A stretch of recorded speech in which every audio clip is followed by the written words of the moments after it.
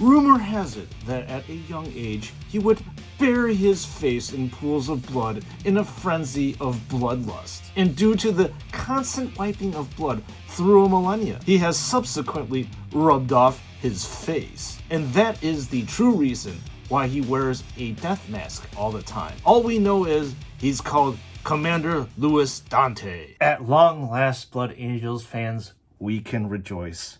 We have finally our Lord and Commander Dante in our little grubby hands, and I really can't wait to get into this review. Before I start actually getting into the review, I just want to report on the missing Jump Pack Captain engine. So JoyToy did actually send me the missing piece right here. It is sent as is with this plastic wrapping around it, and this is the Jump Pack engine itself. But regardless, let's not tarry and jump into the review. Man, I can't wait to dive into this delicious golden boy that we have here. So let's just get right to it. So up top, you have an iron halo. I think that the halo is a little bit off center, and I think this can be very, very easily adjusted with a little bit of movement and maybe even re-gluing. This halo is very nice in that it mimics the sun. So we flip around to the other side again, and we see that Dante is wearing his famous death mask. And on top of the death mask, you get to see some nice laurels that have plenty of highlighting and shading that's going on with it, which is very nice to see. A blood tear, some glowing white and blue eyes that really mimic Mephiston. Although I would have to say it's a little bit interesting in that you do get to see some shading on this outside area, but weirdly enough, with his mouth area, there is no shading whatsoever. It would have been nice to see some shading here because it doesn't look like the mouth is very pronounced just by looking at it cursorily like this. As we flip over to the pauldron of Dante, clearly there is a banner that says Dante, and this is ingrained into the plastic, which is nice and heavily shaded here to make the lettering jump out. Then you have the skull that is screened on very nicely, and you also have some nice transitioning from this shaded darker red to this lighter red. And then we are going to move on to the other side of the pauldron where you get a glorious Blood Angels chapter symbol, and this chapter symbol on the outside has a lot of shading, although I would have to say that when you go to the interior recess of it, there isn't a lot of shading. Perhaps this is just due to the case of this action figure only. Maybe the one that you're going to potentially get will not have this issue. And then you get a glorious, nice metallic red gem that really makes this thing stand out. And in the center, there is a mirror replica of the pauldron where you see a winged blood tear with plenty of shading in the middle of it, as well as that same metallic red gem.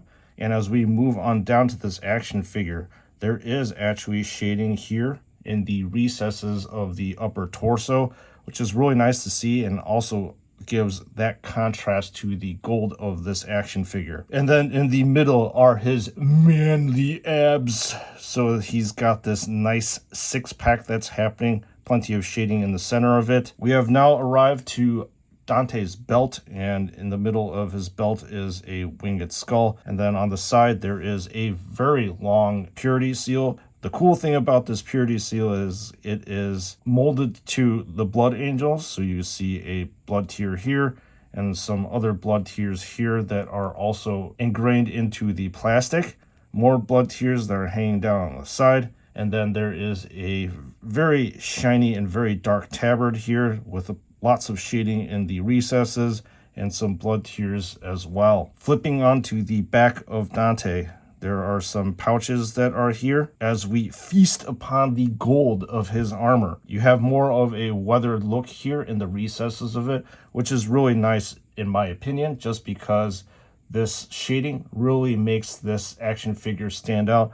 Unlike Rogel Dorn, his gold, while it was really nice, you just couldn't see the details as well. But I digress. So focusing in on Dante again, he's got this own custom armor here that you don't see on any other action figure, with the accentuation of meaty and muscular calves. There is some winged skull iconography at the bottom over here, and then it is the same on this side as well. Now, let's take a look at his accessories, starting off with the Perdition pistol, which is his fancy version of an Infernal pistol. This pistol, in my opinion, looks perfect in what I would want a pistol to look like.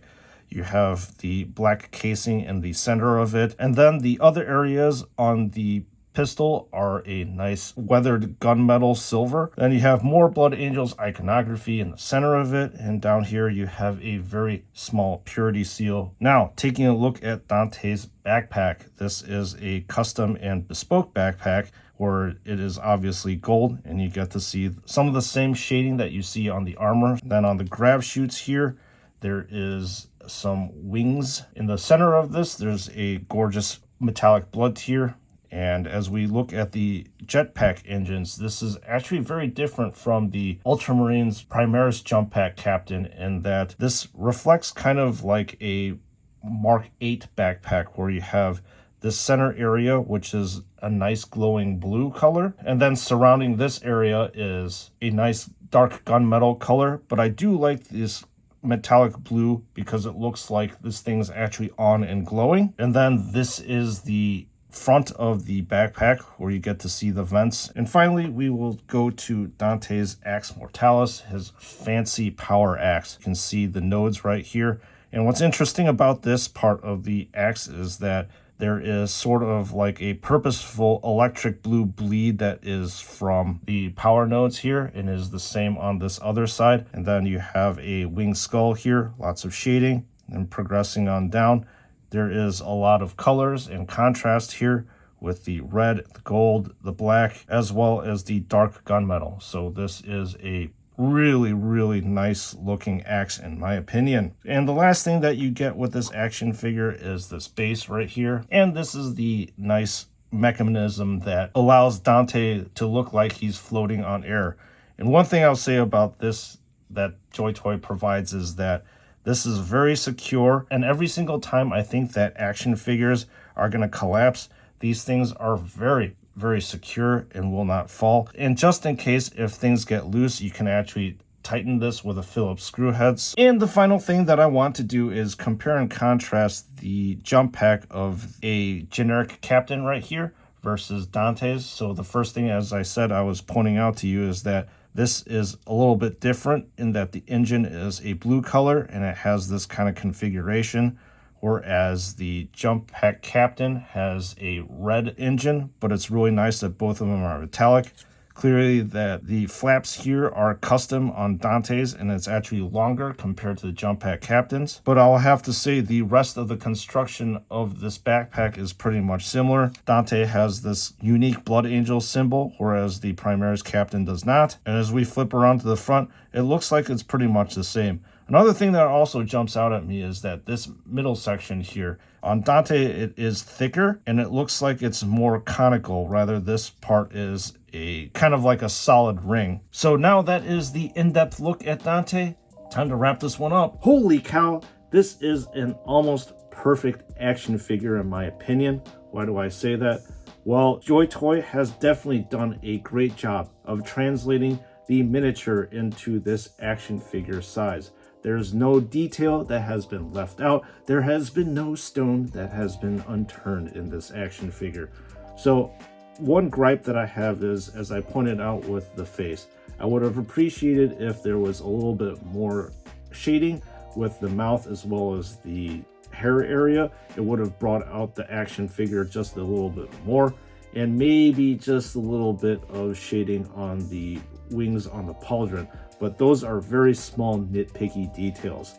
This action figure is gorgeous in my opinion, and I think that if you are a Blood Angels fan, as well as a collector of unique characters, this is definitely going to be a must-buy for you. The Perdition pistol is perfect in the sense that it has the nice color combinations of the gunmetal and the black. The Axe Mortalis also has a very unique look to it, with the glowing blue nodes that are arcing energy to the edge of the axe. And then just the armor is absolutely gorgeous looking in my opinion too, just because of the shading that JoyToy has applied to this action figure. So I cannot rave enough about this action figure. It is, once again, definitely a must-buy. So thank you, members of the chapter, for tuning in. I am extremely appreciative of all of your views as well as your dedication to this channel. I, once again, would not be here without you. If you are interested in picking up Dante, you can always click into the link in the description below, or you will be brought to David Toys. Once again, they are the primary source where I get all of my action figures, and as I had stated before, they have excellent customer service and will definitely replace those missing parts if it is within their power to do so. And when you check out, do not forget to use the code SNS to receive 12% off of your purchase to keep more money in your own pocket. And with that being said, thank you so much for watching once again, and I'll see you all in the next one.